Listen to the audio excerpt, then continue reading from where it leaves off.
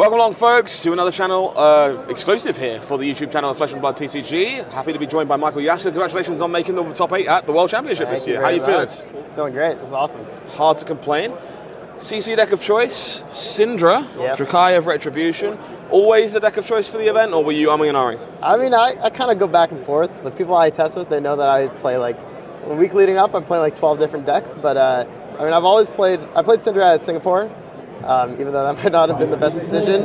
So I don't know. I feel very comfortable on the deck. So and it seems pretty well positioned and probably the best deck in my opinion. So yeah, I would agree. Run it. So let's walk it through for someone who may be not familiar with Cindra and why some of the card choices you made make sense in the current format.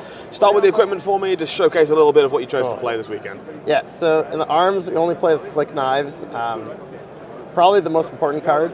Just being able to, the Flick Knives and the Mask Momentum combo, just being able to pressure Mask Momentum and then use Flick Knives with the daggers to keep the chain link alive is very important. I got the Blood Spattered Vest for resources to play the 1-cost cards that I guess we'll go on to later.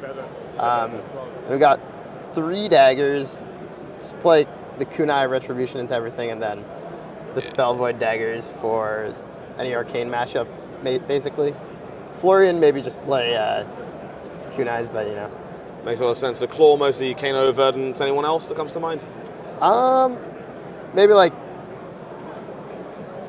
Vincent, I guess. Sure. Yeah. Little curveball choices, but mostly going to be a 2 Kunai deck the majority of the time. Yeah, and then the Flight Path, very important for like the Assassin matchup, just to block one to stop, leave no witnesses, and then go again on everything. Has some nifty tricks with a powerful card we'll talk about a little later on, I'm sure, one way or the other. Simple equipment suite, kind of what we're going to expect from Cindra, I imagine. So won't spend too much time on that. We will spend a little bit of time on the next section, though. Plenty of starters, kind of the bread and butter of Cindra, I find. Most hands need one of these to really get going. Walk us through the selection you chose to play. Yeah, so I'm playing 2 Oath of Loyalty, just a 0-for-4 starter, basically. Sometimes a little awkward, so that's why there's only 2, but I mean, just 0-for-4 go again, it's pretty broken. Rising Resentment is like probably, beside Brand, like the best head jab, so you sometimes actually get the flavor text on it, so it's pretty good. Run Renegade, just 0-for-3 go again, good. Then Ignite is like kind of a crazy card, just being able to threaten 2 chain links, so you can threaten your mask more often, and also like some nifty stuff with some of the 1-cost is pretty sick. And then Brand is like probably one of the most important cards, just to keep your Draconic links going so you can activate Cindra, get back your daggers and all that. So all of these very much just I need a way to start the turn, exactly. We'll get the mask going, Draconic Chain Link's important for pulling back those kunai. Nice and simple stuff, all in all. Kind of what you've grown to expect. Yellow Brand not necessarily stock, were you just want more copies, or what was the... Yeah, I think the idea was just to have more starters so that you draw fewer cursed hands, but I kind of hate this card, so I don't know. Kind of hate this card. Heard it here first. So medium, so I don't know. I don't know if I'd play it in the future, but... Good to know, it's worthwhile knowledge. But is this kind of the number of starters you should be looking for in a Cindra deck? Are you a little higher or lower than normal? Yeah, I think this is like a bit higher than lower. I think I have 15, so I should hopefully draw relatively not cursed. Sometimes you draw some bad hands and it's like kind of painful, but I don't know. I feel like this makes it have like a pretty reasonable amount of functioning hands. Cool, sounds good to me. So after the starters, we find ourselves extending the turn very often with Cindra, kind of keeping those chain turns going. Variety of attacks are designed to do that, including Display Loyalty and a few others. Yeah, Display Loyalty, getting the fealty tokens. So the fealty tokens also just help you have fewer awkward hands, and then also are like kind of like the payoff. You have a lot of cards that pay off them, and then just Hot on Their Heels to mark them, and Burning Blade Dance to flick the dagger. These are honestly these 2 are pretty medium. This one's like insanely good, one of the better cards. But just get more chain links so they can activate the hero. Seems simple enough to me. Yeah. So once we extend the turn, normally it's about that Mask of Momentum. You want to threaten a break point to try and draw a card from it once the Flick Knives has kept things open. So we need some 0-for-4s to make that happen. There's quite a lot of these, I can't help but notice. Yeah, so basically the 0-for-4s are just like to have good math, because a bunch of head jabs is probably not going to win you a game. So basically, Art of Dragon Blood, I think this one is, the list I was playing before, this was like by far, or not by far, but like one of the best cards in the deck. But it's still like insanely good some turns where you can get like 1 or 2 resources back from it basically on the reduction if you have a fealty or brand. Cut through is just most of the time 0 for 4 go again if they don't have like shelter or mental block, something like that. Ravenous Rabble, apart from I play 3 blues and like 1 yellow, so apart from those it's just going to be a 0 for 4 go again. This one is almost always 0 for 4 go again. The Fire Tenant is just pretty good. Blaze Headlong also almost just always 4 go again.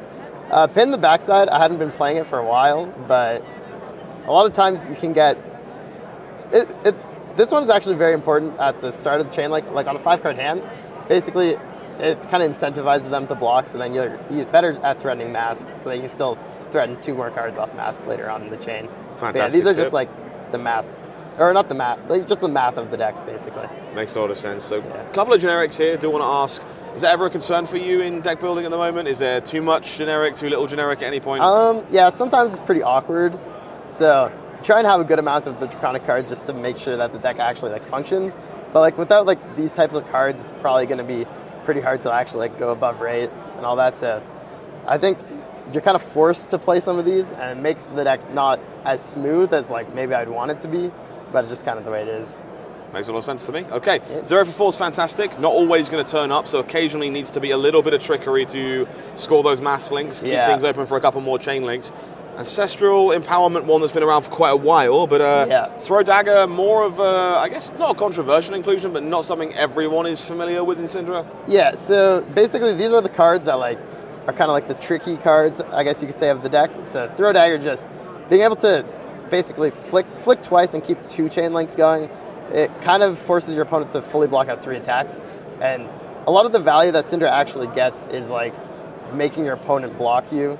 So like even if you're like attacking with head jabs, which is like not great for modern day Flesh and Blood, making your opponent block you means that like their hands are probably going to be less efficient. So like this card's insanely good. I think Ancestral Empowerment's just the best card in the deck. Wow. Okay. A lot of basically it's, when you think about it, it's like 1 damage off 1 card, but normally it's going to push through a mask that wouldn't have normally hit.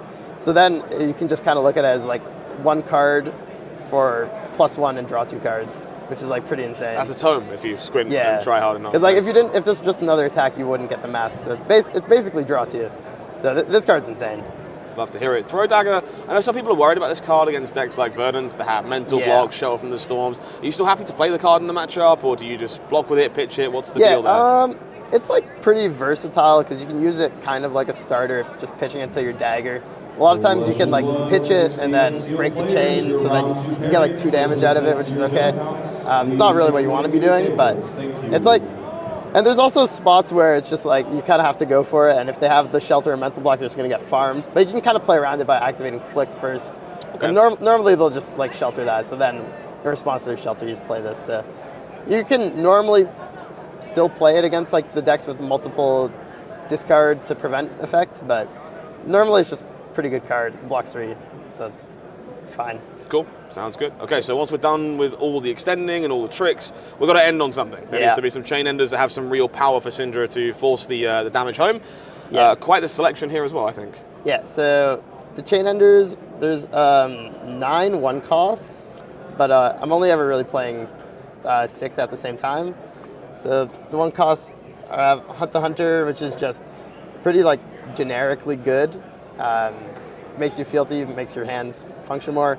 Take the Tempo is like pretty big inclusion for like the aggro matchups, because a lot of times they'll be blocking. If you have like a 4-card hand or a 5-card hand, ideally they'll be blocking 2 mask on hits, and then if you end with this, they're basically forced to give you the card. So it's just like 1 for 5 on hit draw most of the time. And then Art of Dragon Scale is really just there for any deck that has like really important equipment that doesn't really block. So like Flick Knives, Storm Striders, that type of thing. This card just like, if you force, basically the on hits get insanely good after Mask, because like you threaten Masks, they have to block that, and then these other on hits, they either just do nothing on their turn or you get the on hit, which is really good. And then the other enders I have are Snatch. This card's crazy because it's the same thing. They block the Mask, then they kind of punish trying to block the Snatch. And then I only have 2 Lava Bursts. Kind of wish I was playing 3, but I don't know. Gotta have to like sacrifice has got to be made somewhere. Some, yeah. I know some people heading into this event were looking at a card like Mask of the Pouncing Lynx in this deck. Was that ever a consideration for you? Yeah, we tried it. I think it's very bad into Verdance. What I found, I know a lot of people were playing into Verdance, but it seems like much worse than Momentum. Okay. So I don't know. I feel like it's okay, but I don't think it's worth a slot, and I don't think it's actually better than like Momentum. And I think Verdance would probably be the only matchup I could really think about playing it. So makes it a little easier to stomach 2 Lava Bursts when you're not having to worry about that as well. Okay, so Chain Enders makes a lot of sense.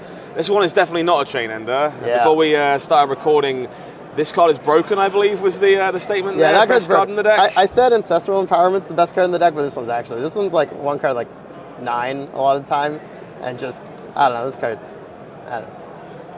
It does a lot, right? There's a lot of tricks here. It's crazy. So sometimes I believe you can flick for extra attacks. You can use those Dragon Scalar Flight Paths for extra attacks. So suddenly there's like 4 or 5 daggers a turn. Yeah, and then there's like some other tricks you could do with like Throw Dagger or Burning Blade Dance. So then you get like 5 attacks with daggers. So you could like effectively get 11 value. I feel like whenever you draw this card and you can actually play it, I don't think it's like pretty hard to lose. It's a pretty absurd legendary card. Good reason to be playing Cindra, I find. So Wrath, not one you want to be skipping out on. No. So that's most of the main deck. Most of the things you see play in the majority of matchups, but there is some a small handful of cards here for specific matchups. Do you want to walk me through exactly what these are for? Yeah. So I got 4 Paupers. They don't really have any text, but they have 7 power. So you can pop against Prism. Like only for Prism. Sure. Was this this is the next best one for? Yeah, probably. This one's like kind of castable, but you're probably never going to cast it, but you can. And then Bastion is fine. I don't know. Just the next best thing. Yeah. Sure. The text doesn't really matter ever. And then I got some D-Reacts. Loyalty Beyond the Graves, very good against just any of the slower decks, and also mainly the D-Reacts are mainly for Assassin. I'll play Shelter into the Mirror, I guess, but this one's like really only for Assassin and like Dorinthia or something like that. Sure. Maybe Florian and maybe Guardian, I don't even know. Anything like Dash.io for this one as well, or is that just not good enough? I think Dash.io you probably just erase them, so I probably wouldn't play any D-Reacts. Okay, so fairly intuitive sideboard, defense reactions for those matchups. You want to kind of play more of a mid-range game. Prism, just a very real concern, need some poppers for that. Yeah. Any final comments about the deck from the weekend? I mean, it feels pretty good. I agree. Looked pretty good. Looked pretty good to me. Well, Michael, thank you so much for taking the time to walk us through this, and I wish you the best of luck tomorrow. Hopefully it goes well. Stick around for hopefully some more decklist content here on Fab TCG on YouTube. Thanks so much. Thanks.